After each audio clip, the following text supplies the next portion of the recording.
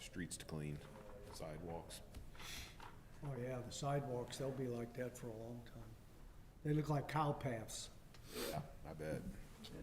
And then after the snow, it's just like everywhere else, right? You get to a nice intersection that's passable and nice weather, but that's where all the water settles. We ready? Yes. We're ready, all right. Like to call this meeting of the City of Washington Board of Public Works to order, Tuesday, February 24th, 2026. Roll call, please. John Vittmer, Here. Brad Mitchell, Here. Mike Ratatek, Steve Struber, Here. Al Barr, Joe Holtmeyer, Austin Horskamp, Here. Stand for the pledge. I pledge allegiance to the flag of the United States of America and to the republic for which it stands, one nation, under God, indivisible, with liberty and justice for all. Okay. We're having a meeting, but I guess it can't go down in the books as an official meeting without a quorum, huh? Well, we got We do. one, two. Yeah, we got- yeah. three, we got a We're good. quorum. Yep, yeah. We got a quorum. Yes. Good. All right. Well, we don't look like we have much to vote on anyway. Yeah, nothing to, Other than the minutes. Did everybody have a chance to look at the minutes? motion to approve. Second. A motion and a second. All in favor? Aye. Aye. Opposed? Minutes approved. Thank you. I like the minutes with the follow-up items. good. Yeah, that's perfect. Because it's things we talked about. We don't have a resolution, but it reminds us, yeah, okay, let's come back to that. Well, good. Good. I like that. Yeah, I think that's great. Okay, Kevin, you're up. Priority items. Done? No priority items. Okay. We're okay there. And give me a second here.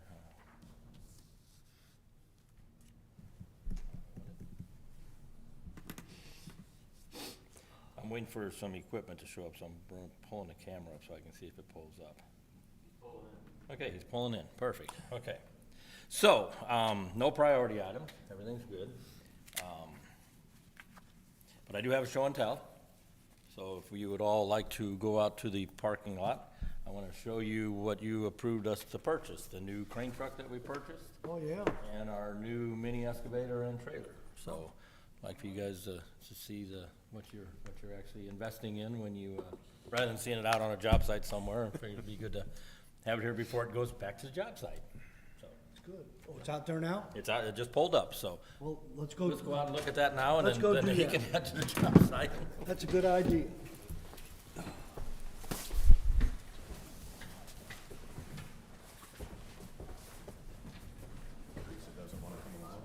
See, the last show and tell we had was the vacuum. Well, I told him to pull the parking lot. Over there? Okay.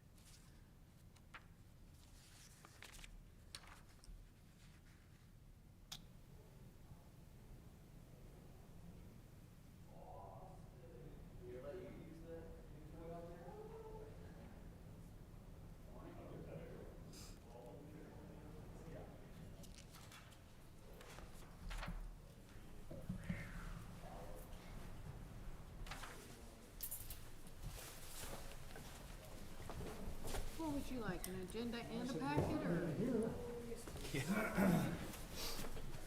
No? Yeah, it is. It's kind of a refreshing feel once you're out there and come back in for a little bit. Then it's like, Hope we didn't bore all the watchers at home when we left. Yeah. Might have changed the channel. Where'd everybody go? Tuned in and nobody here. How long ago was that a discussion item? When was that approved? oh God, it's like 6, 7 months ago, 8 months ago, 9 months Seems ago. like it. It took a while to get both of them. We got the mini faster than we got the truck. The truck took about 6 months to, I think right around there, 6 months to get built and brought online, so. Time consuming. Where'd the truck come from? The truck came from, the body came from, Don Brown, I think. And the, crane and everything came from Napide. Yeah, yeah. So it was all built through Napide. Okay, So that's that. show and tell's been concluded. Hotel's been concluded. Pretty well takes care of a lot of wastewater issues or water issues. What's the, anything new on wastewater? We are, Vanderventer's is out. Today, they're gonna be working on the 2 pumps, the last 2 pumps at the influent pump station. You guys are gonna go down and help them a little bit here in a little bit on that. And that's about it. We're replacing a sewer line. That's what we're talking, when I was talking about the job we're on. West 10th Street, there's a sewer line that crosses the creek there that goes over to Stafford Street. That has been out of service for, well, there's not been any usage on that line for, geez, probably 20 years when that factory shut down, quit being used down there years ago. Oh, yeah, they're doing some new construction. Yeah, they're redoing that, and they're making some office spaces, and I think, and some storage. I'm not really clear on exactly what all's happening there. Got some feelers out to find out, make sure that they're not gonna do any manufacturing, because we have to make sure that we know about that in case they need to have an industrial monitoring permit, but we're waiting on information on that. However, so there was also a water line that ran through that creek that busted in 2000 and probably 2. And it was decided at that time that we was not going to replace it or do anything with it because there was no need for fire protection on that building or anything. Well, now that the new building's there, we decided while we're redoing the sewer line, we're gonna replace the water line, put it back in service. So that's what, that's our big project right now we're working on. We pulled off of our Hooker Street and West 7th Street water line project to do this project, because this kind of took priority over that, because they have water service over here. They didn't have sewer service, so we had to make sure we had that going. And as like I said earlier, the water and wastewater, we have water and wastewater departments. Basically, it's for budgeting purposes and pay purposes, but the crew works together on everything. So my water and wastewater crew are doing that right now. So with one crew, we got to pull off one thing and move to something else, so. That's good. Yeah, so that's what the guys do, so. So that's kind of wastewater. Everything's going pretty good on that side, actually going real good. Front Street, we'll talk about that a little bit. Since we changed our pumping scheme, I go down there at least twice a week, sometimes 3 times a week, and just drive Front Street. I have not smelled any odors since we've done it. I haven't gotten any calls or complaints about it. So it seems to be working. We'll wait till summer when the odors kind of pick up a little bit more, but as of right now, our new pumping scheme of flow matching, where we just move the sewage and we don't hold it back, seems to be working, so, Well, that's a good thing. yeah. We will still have, and we still do have odors down at Walnut Street, but until we can rebuild that station and put submersibles in and flow match that, we'll always have that because we're holding sewage back in the wet well, which has always been the practice, but that we can't change. No, Can't do anything with that until we do something with the station. So. well, and it's a little bit remote from the buildings around it too. Yeah, yeah. So some people that walk the trail complain about it. Some of the people on the houses right along Front Street, or the Yeah. units, they complain about it a little bit, but unfortunately, it is what it is. I mean, we can't really, we know we can't mask it. We tried that, that didn't work. We can't With the Yeah, deodorizing blocks. we can't yeah. disguise it, so it's wastewater. There's only so much you can do with that. The key is to move it. If we can move it, we'll be okay, but, so anyway, that's that. We have noticed, which we're working on, and that'll be part of our slip lining of this year, we're noticing that, in our inch and a half rains, we're seeing an influence in the Walnut Street lift station and not the West End lift station. So our study that we did with the eye trackers found a spot on Market Street, which as staff, we really feel that that is a big spot that is introducing something, because it has to be coming in on the storm drains. Because there's really no way, unless every house on Market Street and everywhere else, they're at all their gutter drains hooked to it, the volume we're seeing coming in, it's not tied to roof drains per se. So, not saying there isn't some hooked up, but it's not doing a big influence, so. Right. We'll get that slip line. So everything that we do, if we continue to slip line on the east side of town, could also change, and I've already talked to Cochran about it, could also change the cost of construction of whatever we do on Front Street. You know, we may not have to put in as big a pumps as we thought with the amount of water that we're currently pumping. We may not have to have as big a force main, which would reduce cost. And Well, that's good. so everything we do, if we can help reduce the cost of something that we do, we do need to do, if we do anything down on Front Street, we do need to rebuild the lift station and make it a submersible, put the submersible pumps in that we can flow match to help with odor and help with flow and everything, getting it down to the treatment plant. But as far as the other things, if we can get a lot of the I&I out, that could help out on a lot of other things. It could be a redesign. It really hasn't been designed yet anyway, but it would be a rethinking of, okay, what's growth look like on the west end of town more than stormwater issues. So Well, that's something we're looking at. but in the long run, okay, so we've got the study going, and that's helping considerably with a plan. It would still appear that we need to enlarge the pipe for capacity. As it is, Just a matter as of it is how right now. Yeah, it's just a matter of how much. Yeah, Okay. yeah. The station wasn't designed to take in everything on the west end that continues to grow. It wasn't designed back then that way. Yeah. It was kind of designed for the current little footprint and a little bit more that could, but it wasn't designed for the expansion. So with that, we know we're gonna have growth on the west end of town.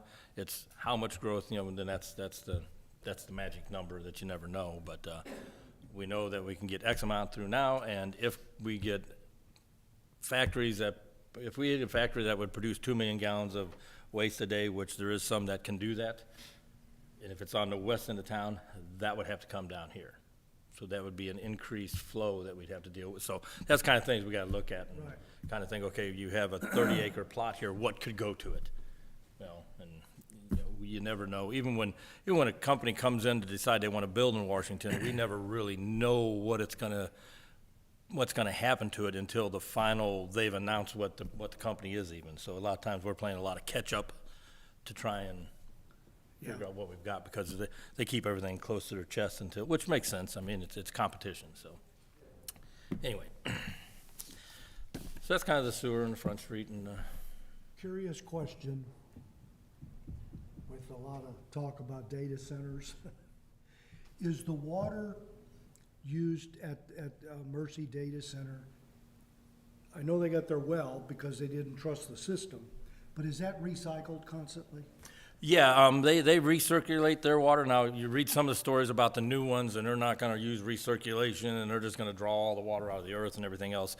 Every data center, and any center that has cooling towers, recycle their water in their cooling towers. They only draw water out when the cooling towers drop to a certain level to replenish them. That's what data centers use their water for, is to cool the equipment. Now, Mercy, their water consumption has dropped a whole lot because Mercy is down to like a eighth of the building that it needs. Because data centers, it's just like everything else. Our computers have gotten smaller.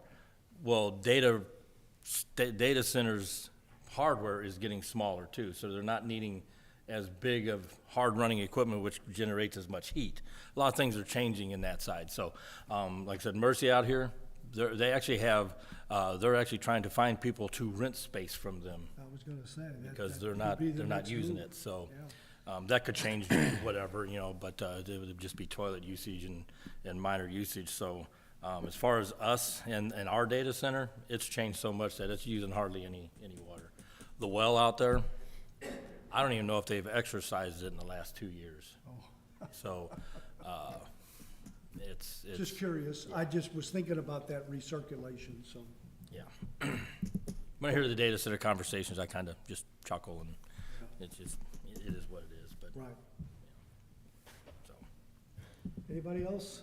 Questions, comments, old business, new business? Well, I do want to let, Brad, you had asked me, I think 2 meetings ago, if we could come up with an operating cost down at the treatment plant on that stuff. I'm working on that. That takes some time. It's, you know, we're trying to build folders to keep all that information in so that we can go back to it. So that's, but I'm working on it. It's, that's time consuming. That is time consuming. So anyway, I'm working on that. So. That debt's paid for in 2029? 29, yes, yes. So, 20 million? yes, yeah. And we probably, Right now, we're paying like in between 1.2 and 6 or something, somewhere in that range, a year to pay that debt off. Yeah. Once that's done, that'll be revenue back to us, which I think Darren even alluded to it a little bit. We've been talking about it. That is the funds that would probably move into paying off any Front Street project work that we have to do. So we'll still have to go out and borrow the money from somewhere. The good thing is that the wastewater side is starting to move into the positive pretty nicely. I mean, it's still not where it really needs to be, but it's moving in that right direction. So when we do get to the point where that we need to have, go out for a state-funded SRF loan or something like that, if we have reserved money that we can say we have that set back to cover some of that, they give us a break on interest rates and things. So Right. as long as we're showing that we're doing our part, they kind of help out a little bit better, so. I guess that, I'm sure Brad knows more about that than I do, so. yeah, that numbers you're But, putting together at Brad's request, that's, it's like anything else. It's like, okay, we know what we bought and what it costs for construction. Now, how much do we spend a year just to Yeah. keep it afloat? Yeah. And the older it gets, The more we end the up more spending. we're gonna yeah. spend because of the equipment itself, but you don't go around and replace a treatment plant. No, you replace the parts in it. That's kind of like our belt press. We didn't replace the whole belt press. We just rebuilt the belt press from ground up. Yeah, So we kept the framework, the structure, and just replaced all the parts in it. That cost us, what was that, 200 and, just a little under 300,000. To buy a new one, I think the quote was like 600 and almost 700,000. So we try to keep the framework working and then we replace the parts. So, matter of fact, down at the treatment plant, I think we're down to our last VFD in the main control room. So we've got almost all those replaced. Still waiting on the price, some quotes on the flow monitoring coming into the plant. I think we talked about this maybe last month. We're going to partial flume monitoring instead of using flow meters, because each flow meter down at the treatment plant, there's 4 of them. Each one, the quote from last year, which I'm sure it's gone up probably 10% by now, was at $60,000 a meter. So we can, one of the highest price we'll pay for the monitoring the flow in the channels was right around 80,000. That'll monitor all 3. So there'd be a big savings going that route. I'm just waiting for the final quotes to bring it to you guys, but hopefully that's next month. I bring that to you to move on that. So we need to get it done. We've been going backwards in our monitoring down to treatment plant, which is never a good thing, but it's not a bad thing. It works. We've been using the effluent flow as our monitoring of the flow coming into the station. That's not as accurate as having the influent monitoring, so we have to get that back in place to be able to start recording our accurate information. But we're not violating anything. It's just, you just usually use the front end and not the back end. So, because we have to monitor the back end too, so it's kind of right. we use a calculation to assume the front end numbers. So, yeah, it's working. It's like I said, we're not violating anything. It's just what we have to do to operate, so. Are we good with DNR? Didn't we have documentation and stuff that was getting updated, to meet some DNR? Yeah, standards? yeah, That was gonna be a long time to happen. yeah, we got, operating SOPs that we gotta work on to have, we gotta have emergency operation plans for water and wastewater, which ties into the big city operation plan. We're still working on, which we have, but we always gotta keep updating our sampling plan. We just, had I don't wanna say a surprise visit from DNR, but an unexpected visit from DNR on Thursday while I was out. They came in and took a couple residual samples, out in the system. Supposedly Dylan was here and he told me that it was, someone had a concern about it or something. Is that right, Dylan? That a call came to the DNR that there was a concern. I do know that the department is under rigorous, eyeballs from the EPA, because they were being nice and not enforcing all the regulations as they should have been throughout the years. Well, now they gotta play hardball just like everybody else, and so a lot of things are changing. They're gonna start doing more, I think, the way it sounded, they're gonna start doing more, unannounced visits, which I'm not worried about it. We do everything we can to make sure we're where we need to be, but it does cause a burden on the staff and everything. But so things like that are going to happen. With that means more regulations are going to be pushed and followed, and so yeah, it's just the wonderful world of water and wastewater. Yeah.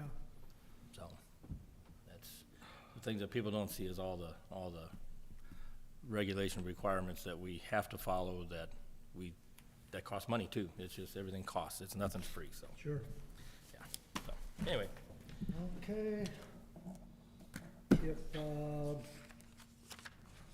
nobody's got any more, our next meeting is scheduled for March 24th. 1 month. That's interesting. Well, February, I guess that would,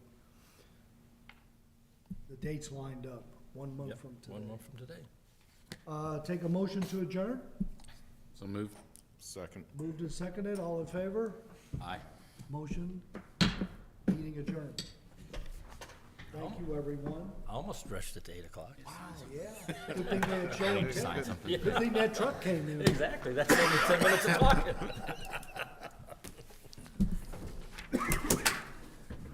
Next week we will be out. I will be out. Carrie will be out. Dylan will be out. And John will be out. We'll be at a conference, MRWA conference down in Branson, and Dylan and John get their graduation certificates from the apprenticeship program that they went through the last 2 years here in town, so, with the MRWA. So Great.